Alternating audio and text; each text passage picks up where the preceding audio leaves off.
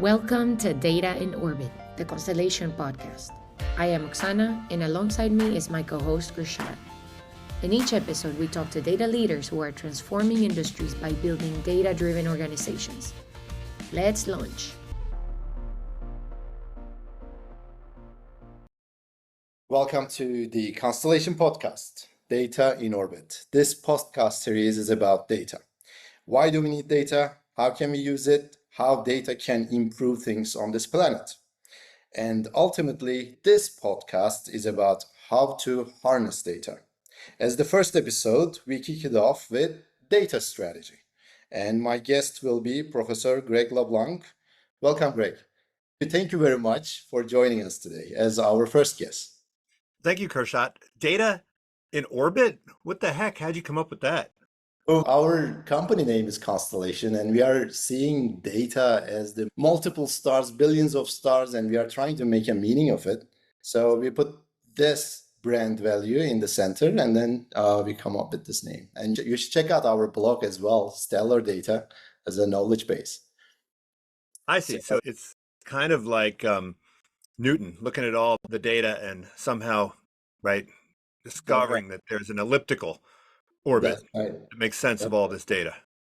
And whenever you look at a collection of stars, collection of galaxies, you from a different perspective, you can see something else. And as you always say, when you look, if the data is not surprising you, you are not looking very well. You are not looking at the correct place. So that's what we are trying to figure out at Constellation.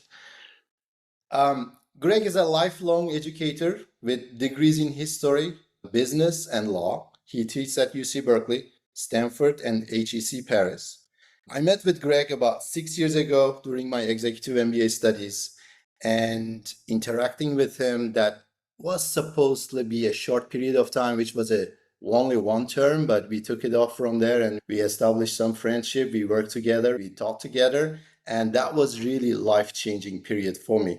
And his philosophy, as far as I understand, Greg, please correct me, knowledge is built on the accumulation of multiple disciplines and perspectives. And you were always encouraging people to debate and defend their ideas. And at that point, evidence and data comes into picture, very strong parameter in how we are building the knowledge.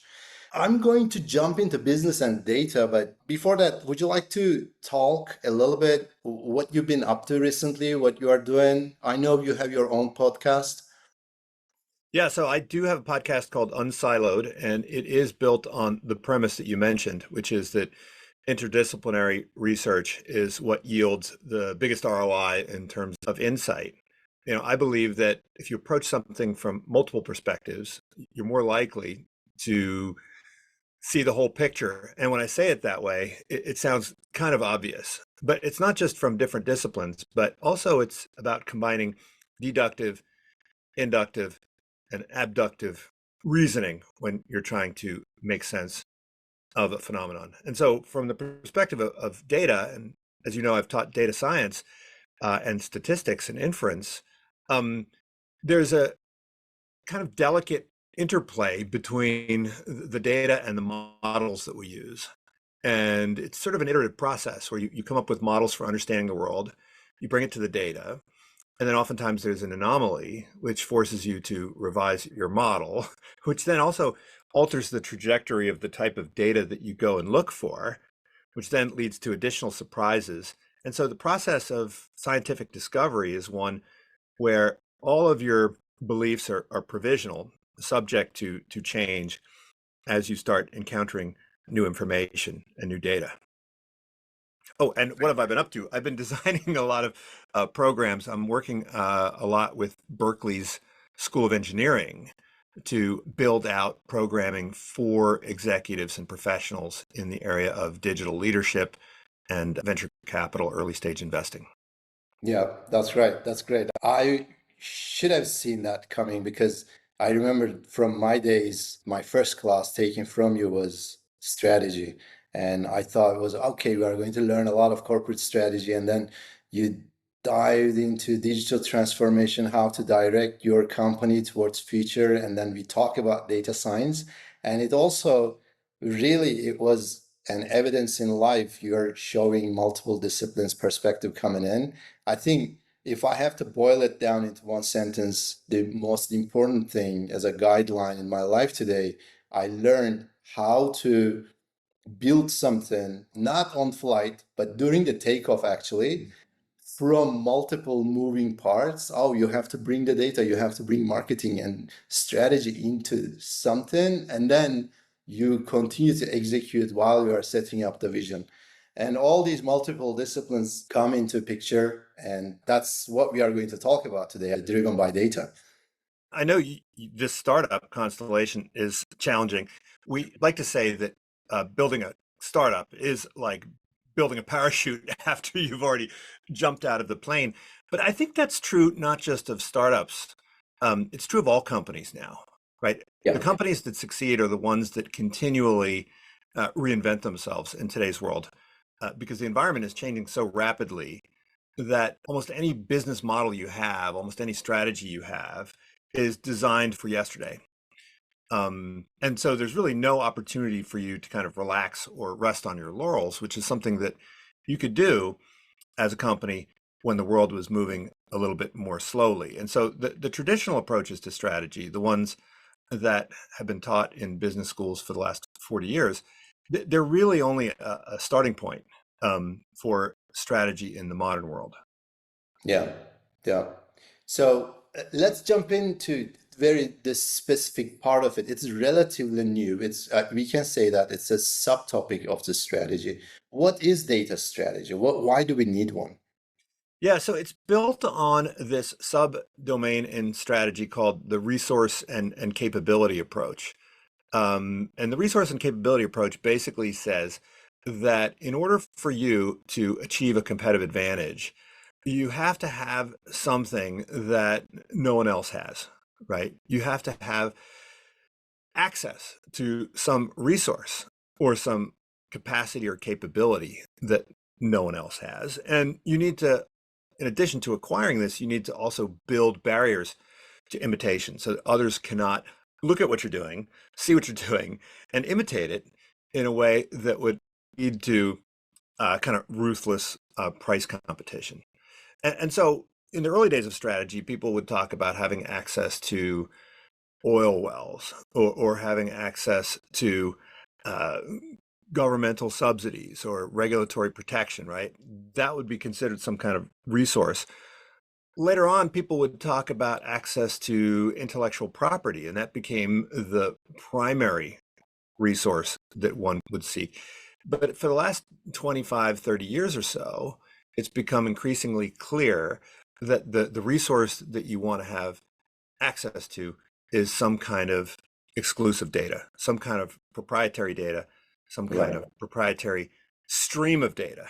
Right? You Right. know, I mean, there could be some fixed amount of data, but typically you need to have the ability to update this data, and you Right. want to be able to do it in a way that is less latent, let's say, than the data of your competitors, right? So Yeah.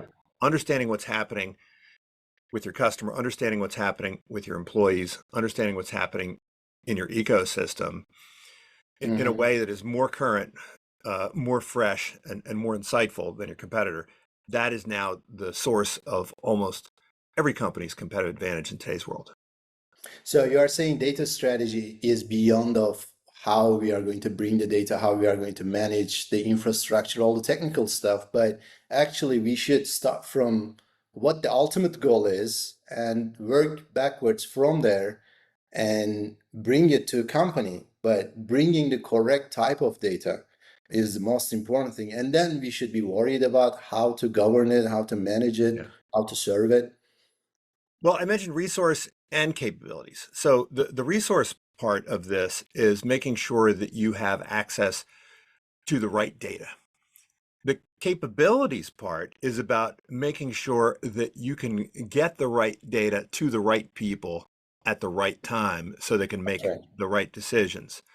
Okay. And so you could have two companies that have access to identical data, but their internal capabilities, right, their organizational architecture is set up in a way that enables them to react more quickly, right? And more appropriately to the data as it's coming in, right? Yeah.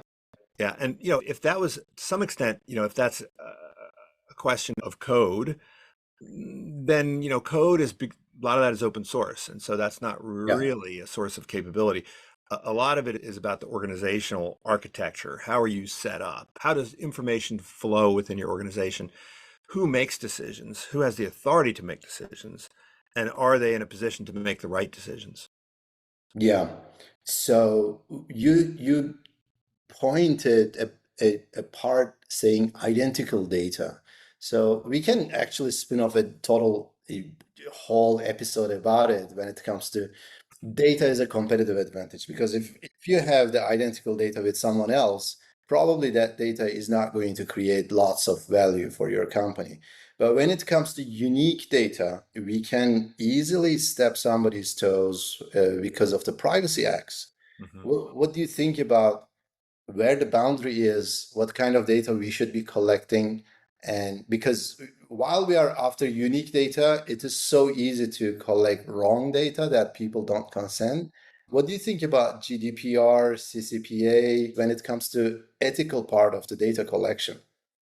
Well, we talk about first party customer data, second and third party customer data, and a lot of the changes related to privacy concern second party, third party data, right?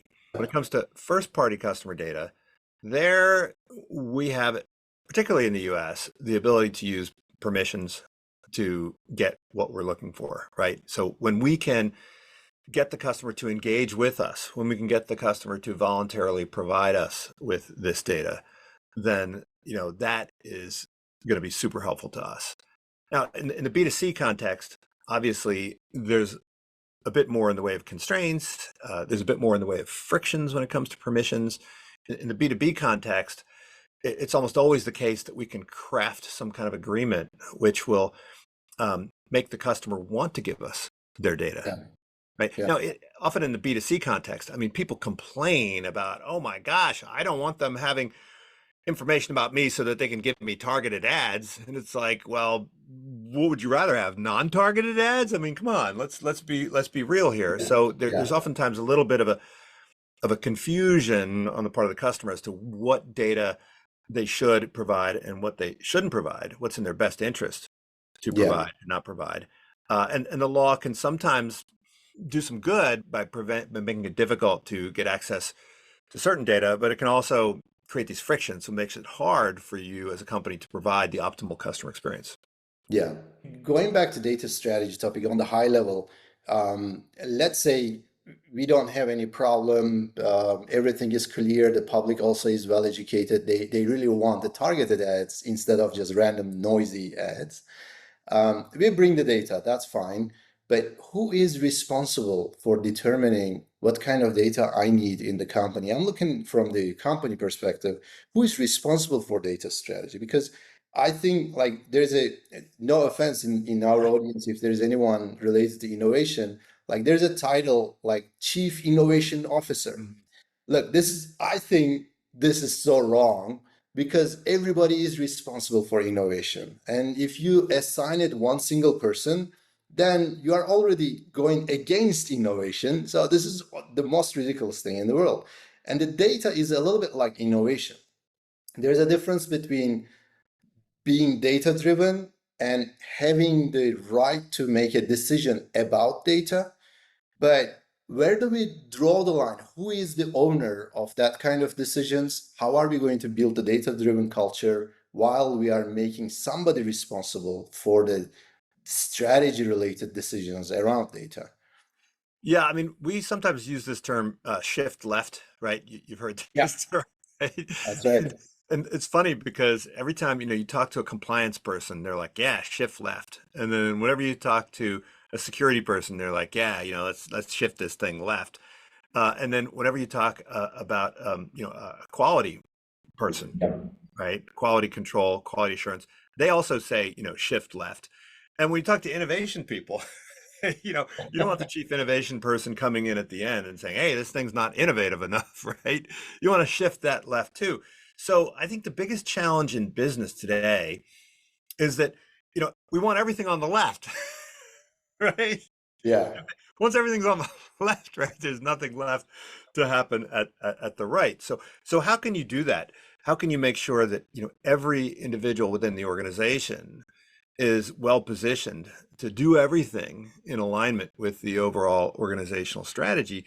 And that's why I think today's strategy is more or less about organizational design more than anything else.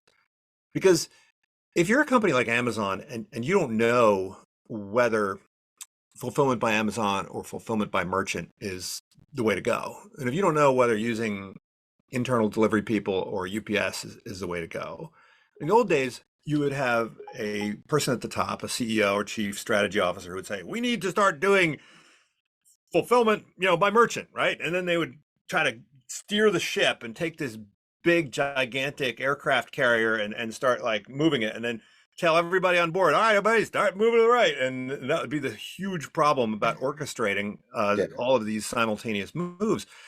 And in today's world, what you want to do is you want to organize the company so that depending on which way the wind blows, the company can move in that direction and potentially move back in the other direction when the wind flows in a different way. And so this requires a different architecture Yeah. where individuals are organized into small teams.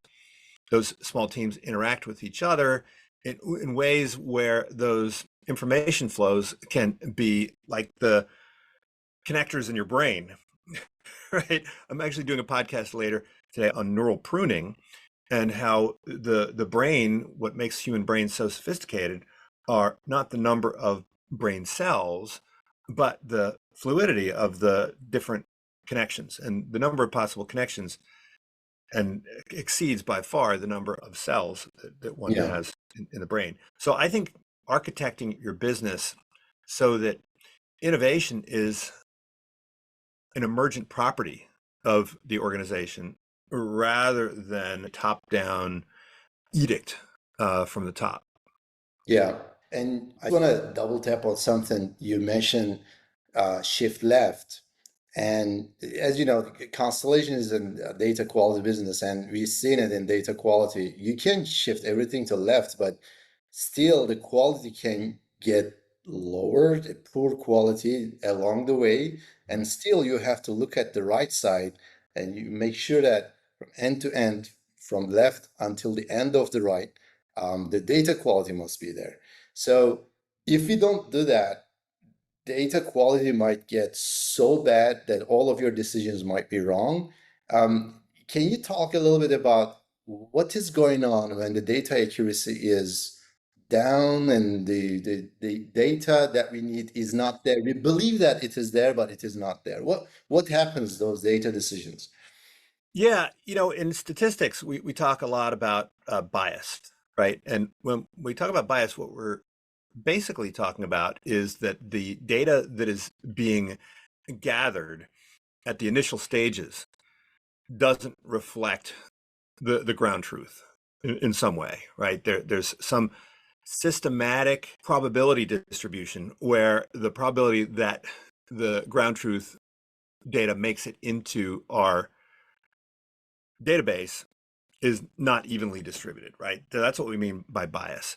And most of the discussion happens at that data acquisition stage.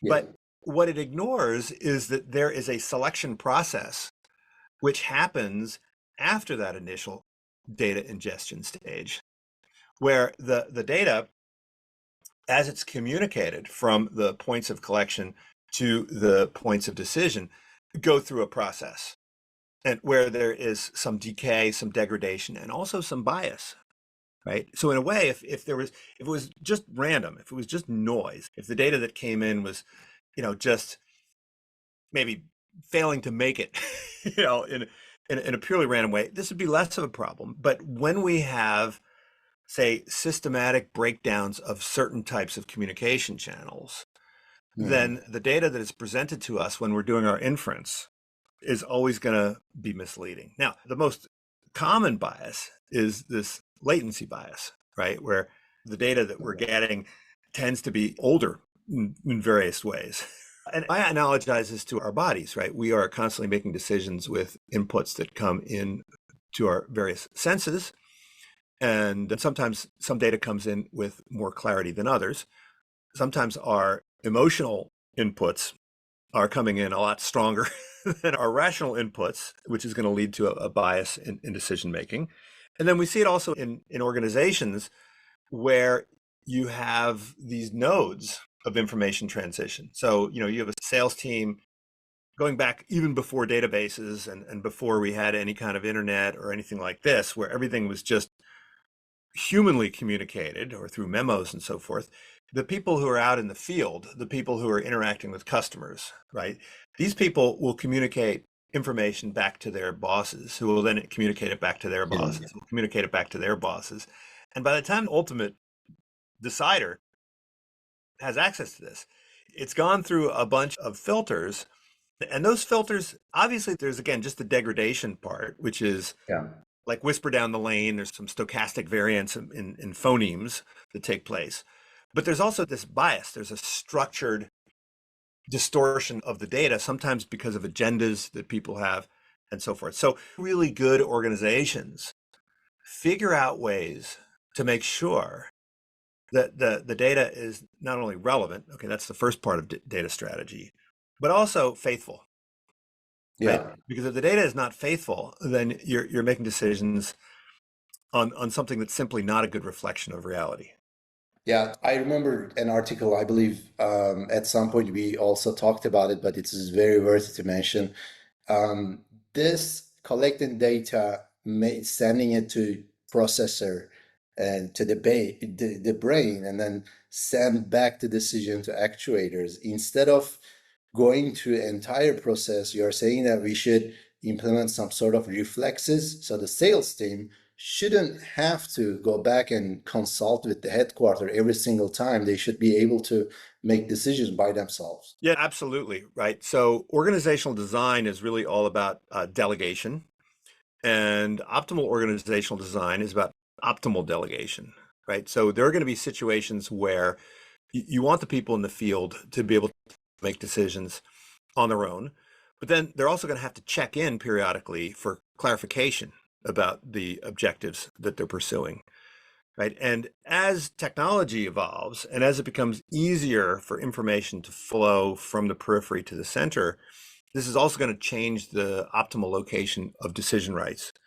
So if we look at, for instance, cars, I'm looking to buy a new car at the moment.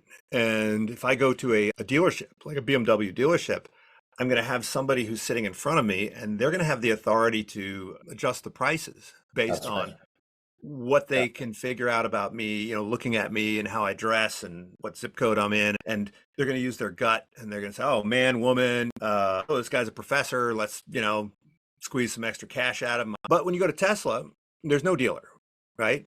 You, Yeah. you go directly to the website. And because of the technology that has evolved. It And is so, automated, fully automated. Like they already have how much discount you can get under which conditions, right?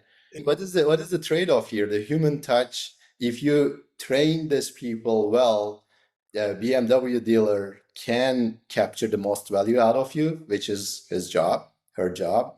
But Tesla is very standard. They're okay with the average and they go for it. So what is the importance of training here then? Because I wouldn't want my salesperson to scare you off. Only if they are well trained, their data literacy is high, then I would like to encourage them to go and make the shots for me on the field. well, I agree. And I think the dealership model would actually have longer legs if these companies had ways of distributing best practices. So if you are a top performer in a particular dealership and you've developed some insight over the years into, how to price well, and if you could get that to kind of flow through the organization in the form of some rubric or decision tree, then Yeah, the overall ecosystem would do better. But the problem is that most of these organizations are so fragmented that these best practices typically live in little bubbles, right? They don't flow through the yeah, organization. And again, going back to organizational design, how do you make sure that when an innovation takes place in one area of the organization, that it immediately flows to the other parts of the organization that can make use of it? So when it comes to organizations, decision rights and information flow are really the most important things.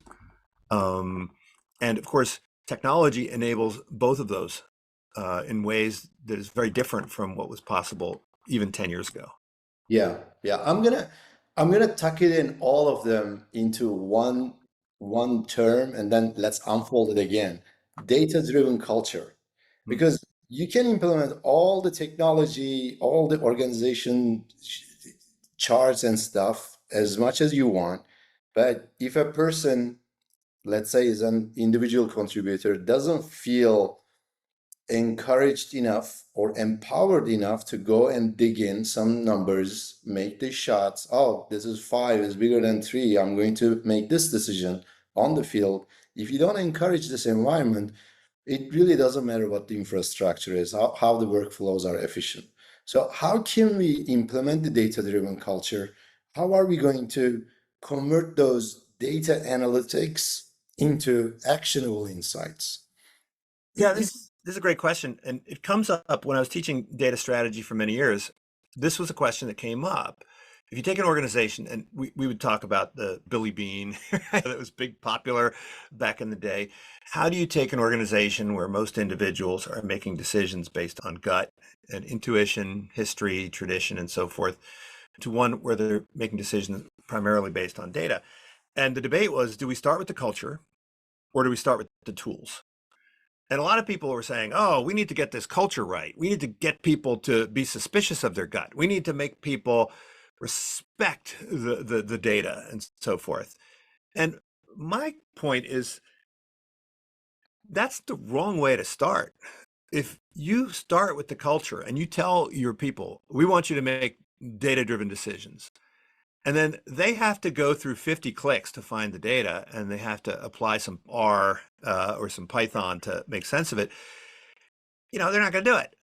And they're going to get actually pissed off and they're going to get disappointed. And they're going to be like, you're telling me to do something, but you're not giving me the tools. So what you have to do is you have to start with the tools, right? The reason why so many people use their instinct and their gut is not because they have some kind of prejudice against using data.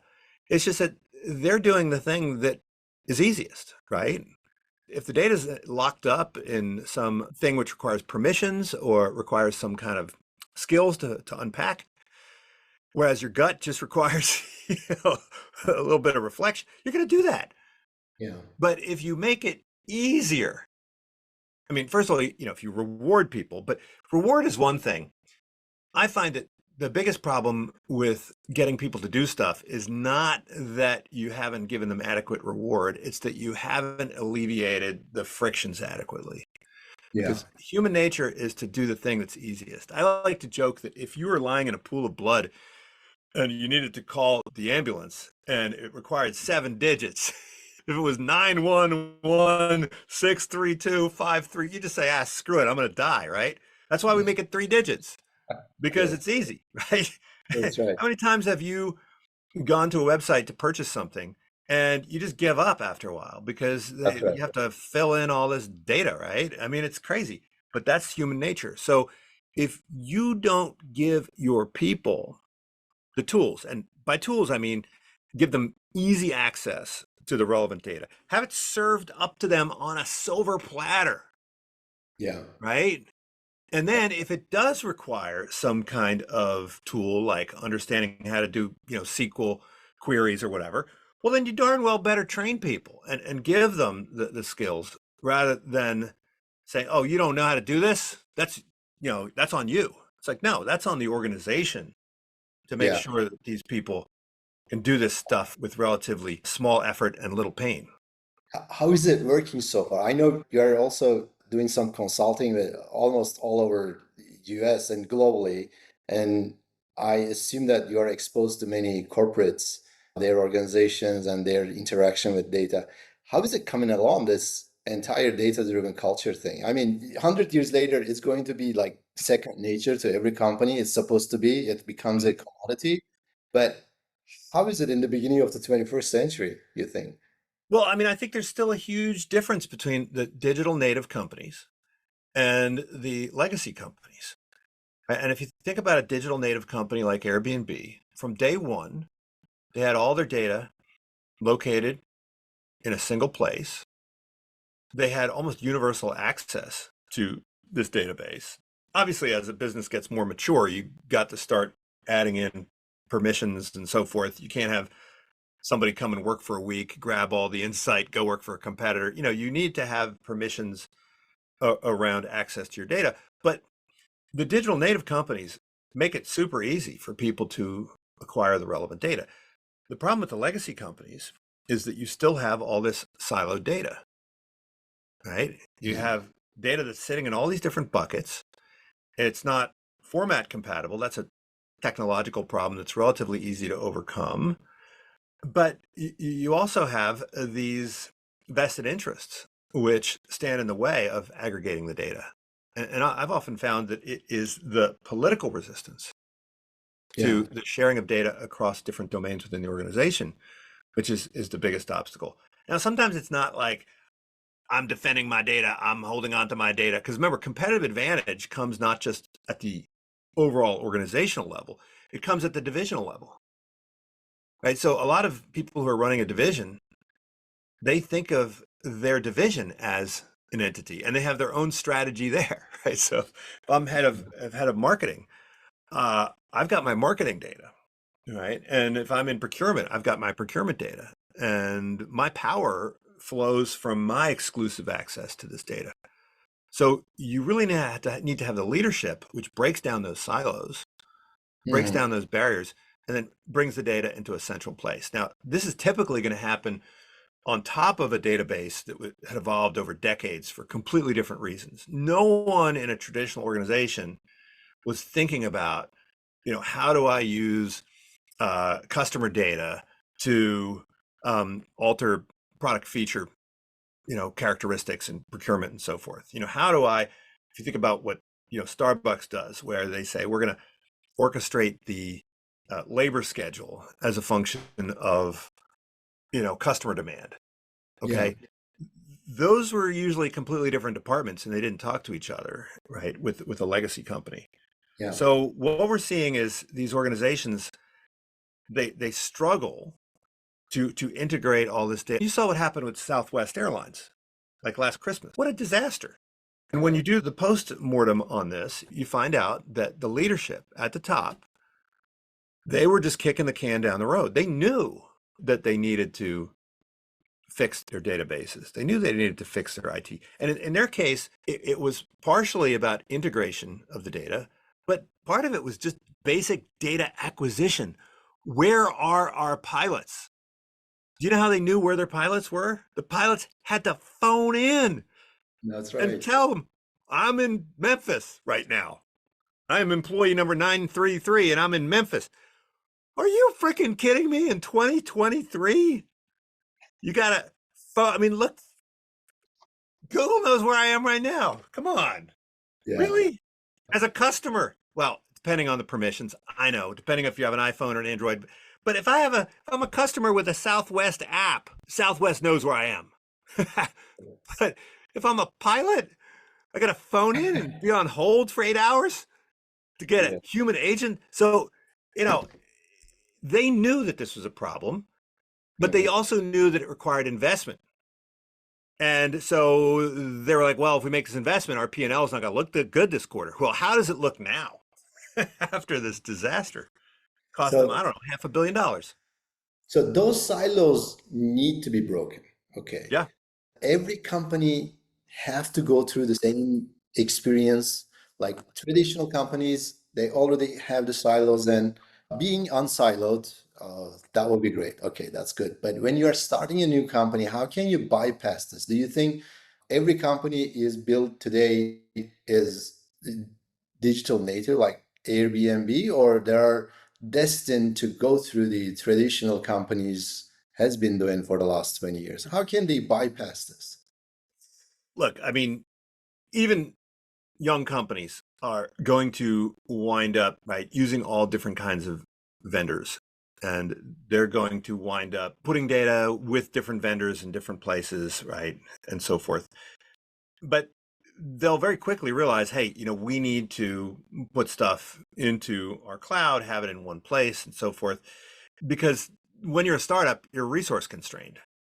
Okay. And so sometimes that can work in two different ways. Sometimes the resource constraint means that you don't have the ability to make investments which will pay off down the road. But I would argue that because the startups have to be super, super flexible, they're going to wind up architecting their organizations in ways that will prepare them for agility and flexibility going forward. So I think that most startups right now are putting themselves in a position where they won't have to do a whole lot of, by the time they get to Series C, Series D, their house will be in order. But the earlier you can architect your company so that you can maximize the optimal data flows, the better off you'll be when you get big. Because when you're big, that's not the time. That's right. Do you think the landscape today, like there's LLM hype, there is, maybe it is not hype, it's arguable.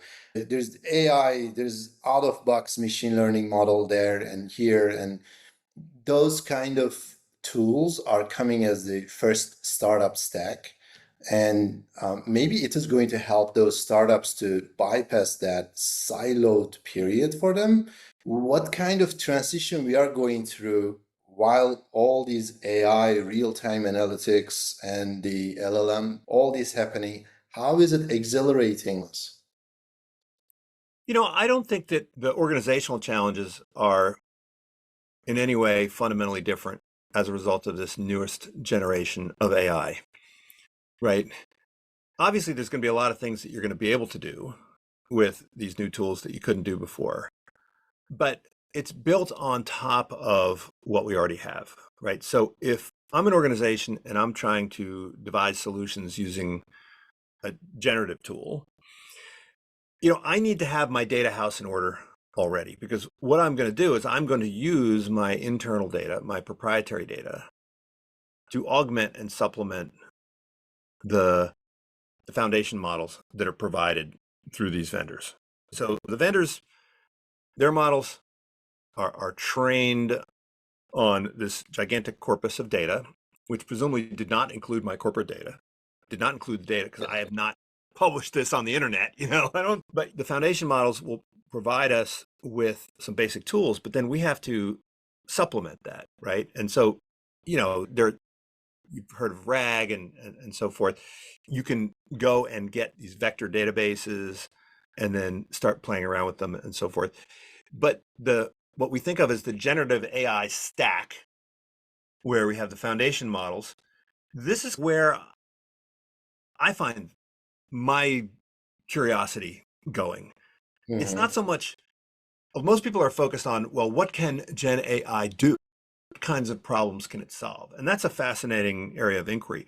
For me, I'm interested in the strategy piece. How is this stack going to look like, right? Like, how are we as organizations going to tap into this? Are we just all going to sign up for an institutional OpenAI account, right?